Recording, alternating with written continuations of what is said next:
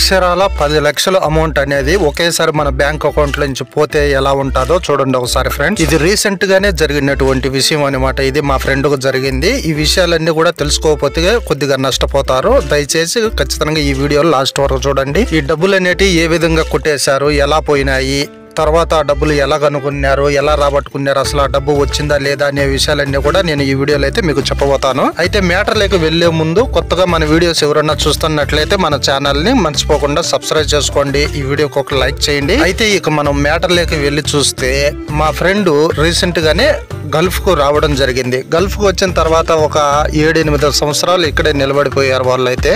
ఎందువల్లంటే వాళ్ళ యొక్క ఇబ్బందుల కొద్దీ ఏదో మన బాకీలు ఉన్నాయి, మన సమస్యలు ఉన్నాయి, అవన్నీ తీర్చుకోవాలి, మనం 10 రూపాయలు సంపాదించుకొని తర్వాత మనం ఇంటికి వెళ్ళిపోయి ఇంటి దగ్గర సెటిల్ అయిపోవాలనే ఉద్దేశంతో ఇక్కడైతే 7-8 ఏళ్ల నుంచి కూడా అక్కడే పనులు చేసుకుంటూ ఉండి వాళ్ళు సంపాదించిన డబ్బులు పంపించుకొని వాళ్ళ బాకీలన్నీ కూడా తీర్చుకొని తర్వాత ఏదో కొద్దిగా అమౌంట్ మనం ఇన్నేళ్ళు ఉండిన దానికి సంపాదించుకోవాలనే ఒక ఉద్దేశంతో కొంత అమౌంట్ అనేది వాళ్ళ అకౌంట్లోకి ట్రాన్స్ఫర్ చేసుకుంటా ఉండేటి వాళ్ళు మంత్లీ. అయితే మనం బ్యాంక్ అకౌంట్లోకి డబ్బులు ట్రాన్స్ఫర్ చేస్తున్నాము, మన డబ్బులకు ఎటువంటి ఇబ్బంది ఉండదు. ఎందువల్లంటే ఒక బ్యాంకు మంచి సెక్యూరిటీగా ఉంటుంది కదా అని అయితే వాళ్ళు కూడా ఆలోచించారు. ప్రతి ఒక్కరు కూడా అనుకునేది అదే కదా.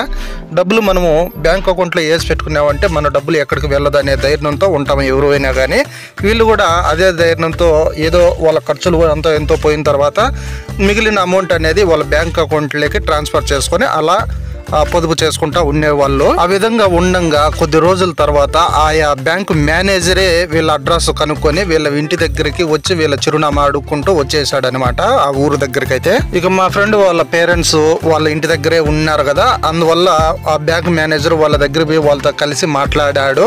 ఏం చెప్పాడంటే, మీ వాళ్ళు ఈ విధంగా బ్యాంక్ అకౌంట్ లో అమౌంట్ అంతా కూడా జమ చేసి పెట్టుకొని ఉన్నారు కదా, వాళ్ళ అమౌంట్ లో 10 లక్షల అమౌంట్ అనేది వెళ్ళిపోయింది, వేరే వాళ్ళు ఆ డబ్బును దొంగిలించారు, మీరు ఒకసారి బ్యాంకుకి వచ్చి మమ్మల్ని సంప్రదించండి అని అయితే ఆ బ్యాంక్ మేనేజర్ చెప్పేశాడు. ఒక్కసారిగా ఉన్నట్టు విషయం తెలుసుకున్న వాళ్ళు పెద్ద షాక్ గురయ్యారనమాట. ఇదేందిరా నాయన, ఇది బ్యాంకుల్లో ఉన్న అమౌంట్ వేరే వాళ్ళు కొట్టేశారంటే అది ఏ విధంగా కొట్టేశారు, ఎట్లా వెళ్ళిపోయిందని వాళ్ళు కూడా పెద్ద ఆశ్చర్యానికి గురయ్యారు. తర్వాత వీళ్ళకి ఫోన్లు చేసి వీళ్ళకి కూడా విషయం అయితే చెప్పేశారు మా ఫ్రెండ్ వాళ్ళకైతే. సరే అని చెప్పి వీళ్ళు పెద్ద ఆశ్చర్యానికి గురైపోయారు. మనం ఎవరి దగ్గర వడ్డీలకు ఏమీ ఇచ్చింది లేదు కదా, బ్యాంక్ అకౌంట్ లో వేసి పెట్టుకొని ఉన్నాము, మన అమౌంట్ ఎవరు కొట్టేశారు, ఎట్లా వెళ్ళిపోయింది అని చెప్పి వీళ్ళకి కూడా అర్థం కాలేదు. తర్వాత ఆ మరుసటి రోజు వాళ్ళ పేరెంట్స్కి అయితే చెప్పారు, మేము అన్ఎక్స్పెక్టెడ్గా రావాలంటే కొద్దిగా టైం అయితే పడుతుంది, మేము గల్ఫ్లో ఉన్నాం కదా, ఇక్కడ పర్మిషన్లు అన్నీ తీసుకొని వాళ్ళతో మాట్లాడుకొని మేము ఇంటికైతే వస్తామని అయితే చెప్పి, మీరు ఒకసారి ఆ బ్యాంక్ దగ్గరికి వెళ్ళి ఆ మేనేజర్తో మాట్లాడరండి, వాళ్ళు ఏం చెప్తారో ఆ విషయాలన్నీ కూడా ఒకసారి కనుక్కోరండి అని చెప్పి పేరెంట్స్ని అయితే అక్కడ పంపించేశారు. సరే అని చెప్పి వాళ్ళు పేరెంట్స్ అయితే అక్కడ బ్యాంక్ దగ్గరికి వెళ్ళి వాళ్ళతో మాట్లాడి కనుక్కుంటే విషయం అయితే అసలు విషయం అప్పుడు చెప్పాడంట అతను బ్యాంక్ మేనేజర్ అయితే, ఎవరో స్కామర్ అయితే కొట్టేయలేదు, ఆ బ్యాంక్ లో పనులు చేసే 2 ఎంప్లాయీస్ ఆ పనికి పాల్పడ్డారు. అది ఎప్పుడు పోయింది, ఎప్పుడు కొట్టేశారు, మీకు ఎప్పుడు తెలిసింది విషయం, మీరు ఎప్పుడు ఈ విధంగా వచ్చారని చెప్పి కనుక్కుంటే అది పోయిన అమౌంట్ 1 సంవత్సరం అయిపోయింది అనమాట. గడువు అనేది సంవత్సరం అయిపోయిన తర్వాత అతను వీళ్ళకు తెలియజేశారు. ఆ విధంగా పోయిన అమౌంట్ వారి ఒక్కరిదే అనుకుంటే మనం పప్పులో కాలేసినట్టే. వారి ఒక్కరిదే కాదండి, సుమారుగా 10-15 మంది దాకా ఆ అమౌంట్ అయితే ఆ విధంగా కొట్టేశారంట. వాళ్ళైతే దగ్గర 1 కోటి రూపాయల వరకు ఆ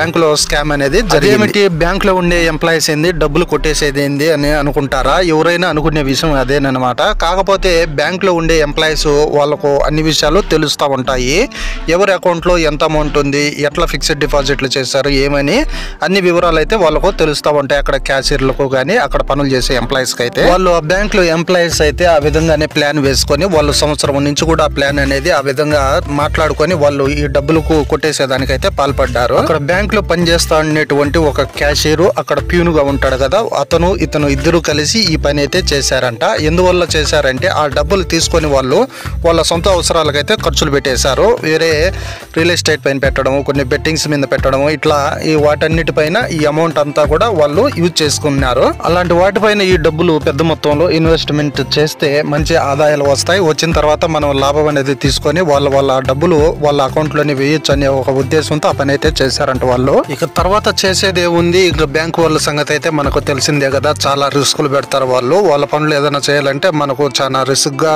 చేసిస్తారు, కొన్ని పనులు త్వరగా కావు. అదే మన దగ్గర పనులు చేయించుకోవాలంటే తొందరగా చేయించుకుంటారు వాళ్ళైతే. అట్లా ఆ విధంగా వీళ్ళు ఎక్కడ ఉన్నారో ఈ నామినీ వాళ్ళు కానీ, ఈ అకౌంట్ యొక్క పర్సన్ అయితే ఎక్కడున్నారో వాళ్ళని రమ్మను, వాళ్ళు వచ్చి లెటర్స్ అవన్నీ కూడా మాకు రాసి ఇచ్చేసి పొమ్మని చెప్పి వాళ్ళు బ్యాంక్ మేనేజర్ అయితే ఆ విధంగా విషయం అయితే తెలియజేశాడు. ఇక వీళ్ళైతే తర్వాత ఆ కపిల్ దగ్గర పర్మిషన్ తీసుకొని ఇక్కడ నుంచి ఇంటికి వెళ్ళి అదే పనిగా పోయిన తర్వాత వాళ్ళు బ్యాంక్ మేనేజర్ దగ్గరికి వెళ్ళి అతనితో కలిసి లెటర్లు అవన్నీ రాసి వాళ్ళతో మాట్లాడి ఇచ్చేసి వచ్చేసారు. ఆ డబ్బులు ఇంకా వీళ్ళకైతే చెందలేదన్నమాట, ఇంకా ప్రాసెసింగ్ లోనే అట్లానే ఉండిపోయినది. అడిగినప్పుడల్లా వీళ్ళు పోయి కలిసినప్పుడల్లా వస్తుంది అనే చెప్తా ఉన్నారంట వాళ్ళైతే. అసలు దీనికి జరిగినటువంటి ముఖ్య కారణాలు, ఎక్కడ ఎటువంటి ఇబ్బందులు జరిగినాయి, ఎందువల్ల దాన్ని ఆ డబ్బులు వీళ్ళు పోగొట్టుకోగలిగినారనే విషయాన్ని మనం గమనించినట్లయితే, మన దగ్గర ఉన్నటువంటి బ్యాంకు పాస్బుక్ అయినా ఉంటుంది కదా, మనం ఇక్కడ గల్ఫ్ లో ఉన్నా కానీ మన ఇంటి దగ్గర ఉన్నటువంటి బ్యాంకు పాస్బుక్ తీసుకొని కనీసం 3 నెలలకు ఒకసారి 6 నెలలకు ఒకసారి మన అకౌంట్ లోని డీటెయిల్స్ అంతా కూడా ప్రింట్ అయితే తీసుకుంటూ ఉండాలి. ఆ విధంగా జరిపినప్పుడు లావాదేవీలు అనేటివి జరుగుతున్నాయి అనేటువంటి ఒక ఇన్ఫర్మేషన్ అంతా కూడా వాళ్ళకు తెలిసినట్టు ఉంటుంది. కాబట్టి ఇటువంటి యాక్టివ్గా ఉండేటువంటి అకౌంట్ల పైన వాళ్ళు యాక్షన్ తీసుకునే దానికైతే అవకాశాలు లేకుండా ఉంటాయి. ఆ విధంగానే వీళ్ళు డబ్బులు అనేది పోయిన సంవత్సరానికి కూడా వీళ్ళకు విషయం అనేది తెలియకుండా పోయిందనమాట. ఎందువల్ల అంటే వీళ్ళు మధ్యలో చెక్ చేయించుకోలేదు కాబట్టి ఆ విషయం అనేది వీళ్ళకి తెలియలేదు. ఎంతసేపు వీళ్ళు డబ్బులు వేస్తానే ఉన్నారు కానీ తీసేదంటూ ఏం లేదు కదా, దానివల్ల ఆ అకౌంట్ అనేది అట్లా పాత అకౌంట్ లాగా మారిపోయింది అనమాట. అది లావాదేవీలు జరగకుండా ఉండేసరికి. కాబట్టి మన అకౌంట్ అప్పుడప్పుడు చెక్ చేయించుకుంటూ ఉండాలి. 3 నెలలకు 6 నెలలకు ఒకసారి మన పాస్బుక్ అనేది తీసుకొని పోయి కనీసం ప్రింట్ అన్నా ఇంటికాడ ఉన్న వాళ్ళ చేత పంపించి ఆ ప్రింట్ అన్నా తీపించుకుంటూ ఉండాలి. ఆ విధంగా ఉన్నప్పుడు మన అకౌంట్ అనేది యాక్టివ్గా ఉంటుంది, ఎవరు కూడా హ్యాక్ చేసేదానికి కూడా దానికి కుదరదు. ఓకే ఫ్రెండ్స్, ఇది విషయం అయితే. ఈ విధంగా మనం చెప్పేటువంటి ఒక ఇన్ఫర్మేషన్ 10 మందికి ఉపయోగపడుతుంది అనే ఉద్దేశంతోనే ఈ వీడియో అనేది చేయడం జరిగింది. ఈ వీడియో మీకు నచ్చినట్లయితే మన ఛానల్ని సబ్స్క్రైబ్ చేసుకొని ఈ వీడియోకి ఒక లైక్ చేసి కామెంట్ చేసి షేర్ చేయండి ఫ్రెండ్స్. Okay, bye bye.